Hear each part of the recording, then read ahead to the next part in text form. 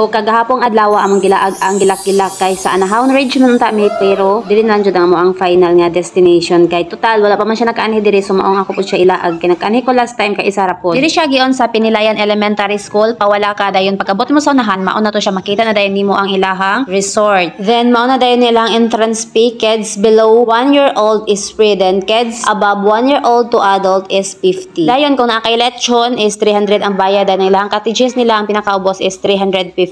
Then ang uban nilang cottage is 500. Ang 350 nila katulang bangko og lamisa, dayon kaning naay pandong mo ni siya ang 500 nga cottage. Ang akong ganahan ng Juderia is tsada kayo ang view, then tsada kayo magkuha og mga pictures kay pagabot mangod sa tubig medyo hinay jud siya ang flow, mao dali ra jud siya malubog labi na kung daghan kayo ang mga ligo. Kaka sa taas para magkuha og mga pictures kay naman gud dito ang mga overlooking nga mga view. Mao ni ang usa nga tsada picturean diri sa taas, mao ni ang stairway ana siya mga arc. Dayon naapoy tambayanan diri sa babaw nga payag-payag kung gusto kang magpangin-hangin sada kay diri nga side kay naapod siya mga peanut grass, dayon naapod siya heart diri nga pwede ninyo mapicturean. Dayon nato sa kahon ang ilang pinakatuktok diri nga view, ano ginatawag nila nga view deck diri sa gilak-gilak. Last time na kung anhi diri wala pa ning mga hagdan diri kabuang pamigkat-kat diri nagkaligid-ligid pa mi kana pa mga bata kauban. Unsa man ni ang videographer ngalahi magikuha i-focus man sa kong lubot o pepetini ta masipig integrity. Gilain mo ligo na isa kay lubog daw ko noon niya kay wala siya choice kay ang duha ka bata niyang anak kay gusto man maligo so mao to wala siya choice kaligo siya.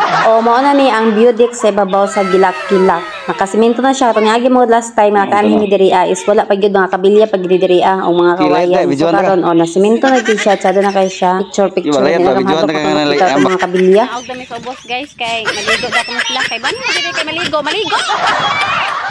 Check. Dili mo dia. Kung swimming pool nila nga gamay is happy ta jud siya naman. Gisudlan na siya tubig pero dili pa siya pasudlan. Nana may diri sa pool ako tang giligo kay sayang kay niya mong entrance di maligo.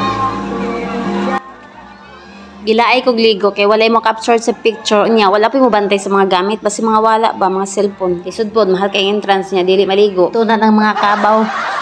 Gidala na ko tanan mga cellphone kay akong isa ka anak man gud nga ulit tao dili mo ban kay magsirag cellphone di akong gikuha tanan. Ang gusto jud ani anak nako nga bayad dito sa RR kay ganahan mo ko siya dito kay daghan kay mga slide niya, mga dulaanan, malingaw jud siya. Diri ara daw sila salam kay diha sa pikas pambata, medyo lagom na jud siya. Sagol-sagol ng mga ihi. Medyo arang-arang diri pambata sa taas kay dili kay siya hugaw. Nag-enjoy man japon sila di man gani halos mohawa sa pool kay mga ligo pa daw kuno sila. Pero ang isa wa nagilis na jud. Before mi mang lakaw mga on sa midaan kay maadto ba mo gud may overview. Nagdala ra gud mig igo na mo paniod tuhon. Kanang igo-igo ra pud ba nga dili mapas mo. Bitaw pagdali mo diha kay wala ba may pambayad sa cottage.